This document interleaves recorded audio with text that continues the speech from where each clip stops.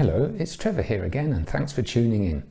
Today's film is all about what happens if you sit for long periods. As a student, you'll very necessarily have to sit and do your studies. Some of us like to work at standing desks, so desks where you stand up and you don't sit, but most of us, you'll find, are sitting down at a table, a desk, or somewhere to do the work that you have to do in your studies. So sitting for long periods, we have to realize, can be really quite damaging for our health. So we increase the risks of cancers, of anxiety, of depression, cardiovascular diseases, our muscles start to degrade, and we have an increase in high blood pressure, possibly. Those are some of the risks of a sedentary, I can't say that word, lifestyle. If we have that sort of lifestyle, it means we're sitting around or lying around for too long, and we're having irregular or very little physical exercise and physical activity. And so that sort of daily excessive sitting is very bad for our health. So we need to do something about it, especially when we're students and we're sitting likely to be sat for a long time in classes, at our computers, at our study and work that we're doing. So we start to need to think about increasing the exercise that is in our lives. So for example, if we take a phone call, it's really easy to do, isn't it? You could sit there, or you could get up and start moving along, moving around. We could stand up, take that call, and walk up and down the room if that's possible, or perhaps go outside and do a longer stroll. We also need to limit how much TV and the internet we're watching in a sort of sitting down period.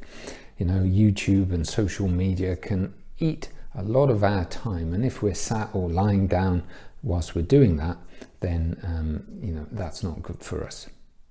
We could perhaps use a treadmill or a bike desk. These are new ideas where we have a desk basically with a treadmill on or underneath it, and as you're doing your writing, your reading, or you're watching, perhaps using a computer or a laptop, you're actually walking on a treadmill or running on a treadmill.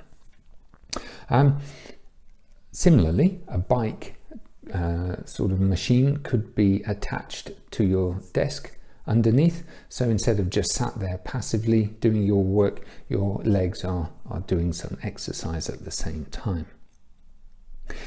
Also, try not to drive to your classes in a car or sit down in a train or whatever. If it's possible, perhaps you can walk to your classes, and think about walking more in your day-to-day activity, especially if you're, going to some local shops or just going nearby, perhaps less than a mile, less than a couple of kilometers.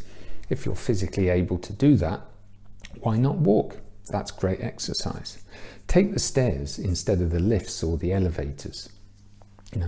That'll get your heart beating, it'll make your heart stronger, and it will give you that exercise that you need to break the sitting periods up.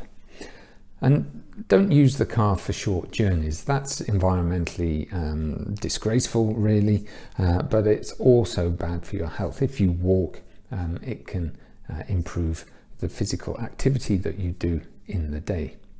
So hopefully that's just made you stop and think for a few minutes about how long you're sat doing your studies, what effect that's having on your life, and how you can put things in place to help you stop doing it and get healthier as a result.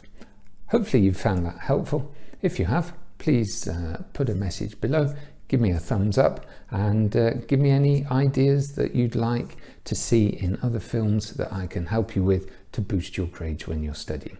Thanks a lot. Bye for now.